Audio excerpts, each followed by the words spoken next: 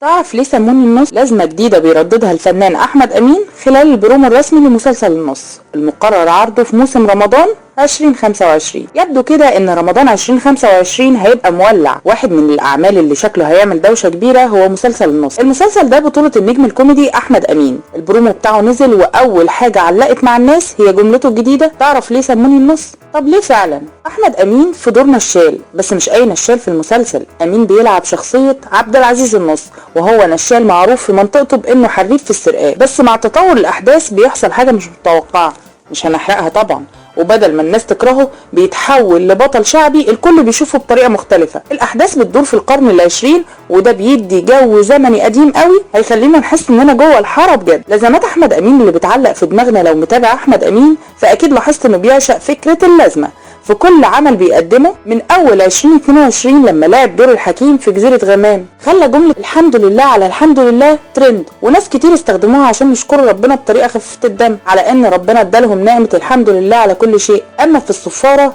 فجملته الشهيرة هي ايه اللي حصل في جمصة كانت سر الضحك والاستغراب طول المسلسل، لدرجة الناس كانوا بيستخدموها في حياتهم اليومية. طاقم التمثيل واللي داخلين يشيلوا المسلسل معاه، المسلسل مش بس قائم على احمد امين، معاه كوكبة من الممثلين اللي هيضيفوا للحكاية طعم مميز زي حمزة العيلي واسماء ابو اليزيد ودعاء حكم وغيرهم كتير. المسلسل من اخراج حسام علي اللي متعودين منه على اعمال تشد وتخطف الانتباه. يبدو ان الجمهور اول ما شاف احمد امين في برومو النص بعبايته وعمامته افتكر على طول عبد الغفور البرعي، الشخصيه الاسطوريه اللي قدمها نور الشريف في لن اعيش في جلباب ابي. لكن امين حسم الجدل بسرعه ونفى تماما انه يكون استوحى الشخصيه من نور الشريف، واكد انه فنان له بصمته الخاصه اللي محدش يقدر يقلدها، وكتب على حسابه ردا على المقارنات ولا ممكن احصل ربعه رحمه الله على استاذنا نور الشريف. واضح ان امين عنده احترام كبير لايقونات الفن وبيحب يقدم حاجه بطريقته الخاصه، وده اللي هنشوفه في رمضان. طب هل النص هيبقى مسلسل الموسم؟ من اللي شفناه في البرومو واضح اننا قدام خلطه بين الكوميديا والمغامره مع لمسه دراما تخلي القصه مش مجرد هزار. فهل هينجح عبد العزيز النص في سرقه قلوب المشاهدين زي ما بيسرق محافظ الناس؟ هنشوف في رمضان.